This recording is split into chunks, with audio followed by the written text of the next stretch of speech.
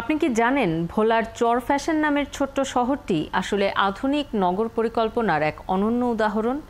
আজ থেকে প্রায় ১০০ বছর আগে ব্রাজিলের ব্রাসিলিয়া, ভারতের চণ্ডীগড় কিংবা যুক্তরাজ্যের মিল্টন কিনস শহরের আদলেই চর ফ্যাশনের ভূমিবিন্যাস এবং নকশা করা হয়, যা কিনা আজও পরিকল্পিত নগরের এক অনন্য উদাহরণ।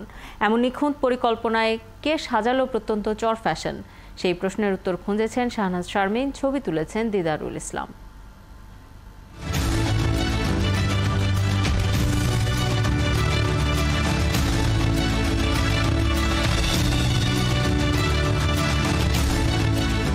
বিশ্বের পরিকল্পিত নগর নিয়ে হাতেকলমে শিখতে গিয়ে ভারতের চণ্ডীগড়, পদুচেরি, জয়পুর কিংবা ব্রাজিলের ব্রাসিলিয়া শহরকেই সামনে রাখেন বুয়েটের নগর পরিকল্পনা বিভাগের শিক্ষার্থীরা। কিন্তু অনেকেরই জানা নেই আজ থেকে ১০০ বছর আগে প্রায় একই রকম নকশায় গড়ে তোলা হয়েছে ভোলার চর ফ্যাশন উপজেলাকে। দেশের ১৮টি জেলার চাইতেও বড় এই উপজেলা। প্রায় ৮০% ভূমি আয়তাকারে সাজানো, যা আবার চৌকো করে বিভিন্ন ব্লকে ভাগ করা। প্রতিটি ব্লকের চারপাশেই আছে ১৬ ফুট চওড়া রাস্তা। একটি থেকে আরেকটি চৌরাস্তার দূরত্ব ২০০০ ফুট, অর্থাৎ প্রতি ২০০০ ফুট পরপর মিলেছে এক একটি চৌরাস্তা। ইতিহাস বলছে ১৯৩০ থেকে ১৯৩৬ সাল পর্যন্ত চর ফ্যাশনের তৎকালীন সার্কেল কর্মকর্তা ব্রজগোপাল সেন এটি নকশা প্রণয়ন করেন। ১৯৮৫ থেকে ১৯৮৭ সাল পর্যন্ত বাকেরগঞ্জ জেলার ম্যাজিস্ট্রেট ও কালেক্টর ছিলেন JH ফ্যাশন। তার নামেই বিশাল এই চরের নাম হয় চর ফ্যাশন।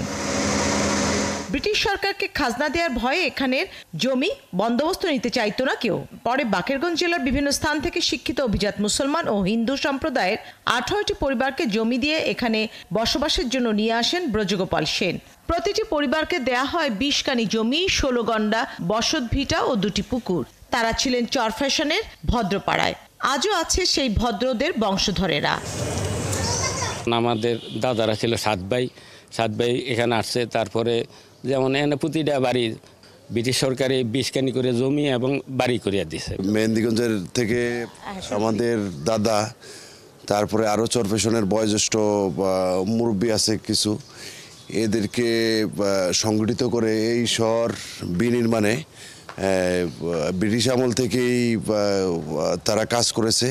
এইটা ভদ্র সোসাইটি নামে পরিচিত। সেইটার আন্ডারে কিছু সামাজিক কর্মকাণ্ড হচ্ছে। ভদ্রদের কাজকর্মে সহায়তার জন্য আনা হয় ১৯টি উখরাইত পরিবার। ভদ্রপাড়ার পশ্চিম পাশে আজও সেই উখরাইত পাড়া রয়েছে। আর ব্রজগোপাল সেনের নামে আছে টাউন হল ও ক্লাব। আমি গর্বিত যে ব্রিটিশরা যেভাবে আমাদের চর ফ্যাশনের নকশাটা রেখে গিয়েছেন, সে আদলেই কিন্তু এখন আমাদের চর ফ্যাশনের উন্নয়নটা হচ্ছে। ভবিষ্যতে যেন এই উন্নয়নটাই ধারাবাহিকতাটা বজায় থাকে। ব্রিটিশ সরকারের শুরুতে এই খাসমলের মাধ্যমে এখানে জমি বন্দোবস্ত দিয়েছিলেন। সে সময় ব্রজগোপাল সেন নামে একজন খাসমল কর্মকর্তা, বর্তমানে ছিলেন পদমর্যাদায় তিনি ছিলেন। তার আধুনিক পরিকল্পনা ছিল এই চরপেশনকে নিয়ে, যেটা তার পরবর্তীকালে তার এই পরিকল্পিত চরপেশনকে আমরা যেভাবে দেখছি তার স্বপ্ন সেটাই আজকে বাস্তবায়ন হয়েছে। কিন্তু সে যুগে কিভাবে সম্ভব হলো পরিকল্পিত এমন নকশা? চর ফ্যাশনের ভূমিবিন্যাসের যে নকশা, তার সাথে যুক্তরাষ্ট্রের ন্যাশনাল গ্রিড পরিকল্পনার মিল দেখছেন নগর পরিকল্পনাবিদ ইকবাল হাবিব। এখন পর্যন্ত ওই পরিকল্পিত নগরায়ণ ব্যবস্থায় যে কোটি শহর গড়ে উঠেছে, দেখে মনে হচ্ছে চর ফ্যাশন সেরকমই একটি আক্ষরিক অর্থে গ্রিড প্যাটার্নে তৈরি করার একটা প্রয়াস ছিল।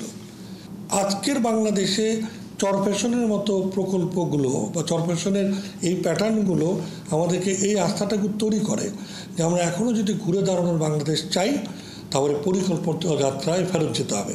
বুয়েটের নগর পরিকল্পনা বিভাগের শিক্ষক বলছেন, এতদিন তারা শিক্ষার্থীদের ভারতের জয়পুর, ব্রাজিলের ব্রাসিলিয়া আর যুক্তরাজ্যের মিল্টন কিনসের উদাহরণ শেখাতেন। কিন্তু চর ফ্যাশনের যে নগর পরিকল্পনার অনন্য এক উদাহরণ, সেটি অজানাই ছিল। দারুণ একটা উদাহরণ, কিন্তু আমরা যেটাকে বলবো আসলে ভুলে যাওয়া উদাহরণ। আমাদের ঢাকার বাইরে বলেই আমরা ভুলে গেছি, আমরা ওভারলুক করেছি।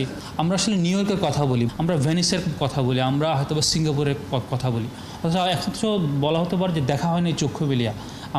আমাদের যে সাগর পাড়ে ছোট একটা উপজেলা চর ফ্যাশন, যেটাকে হয়তো বা আমরা ঝঞ্ঝা বিক্ষুব্ধ বা ঘূর্ণিঝড় উপদ্রুত এলাকা বলে জানি, কিন্তু তার মধ্যেই যে আসলে এ ধরনের একটা জিওয়েল রয়ে গেছে, সেটা বলতে পারেন আসলে আমাদের মোটামুটি আমাদের একাডেমিয়াতে আমাদের পরিকল্পনাতে আমাদের উন্নয়ন পরিকল্পনাতে এটা আসলে নেগলেক্টেড বা অবহেলিত রয়ে গেছে।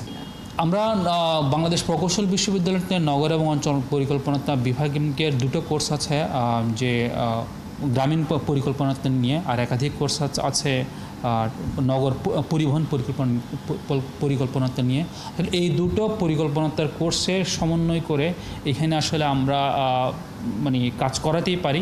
সম্প্রতি চরফ্যাশনের রাস্তার পাশে পাকা নর্দমা, নতুন নতুন ভবন তৈরি হচ্ছে। স্থানীয়দের শঙ্কা, শহরের উন্নয়নের কারণে ভবন নির্মাণের ক্ষেত্রে ব্লকে ভাগ করা ভূমি ব্যবহারের মূল নকশাটি বজায় থাকবে কিনা।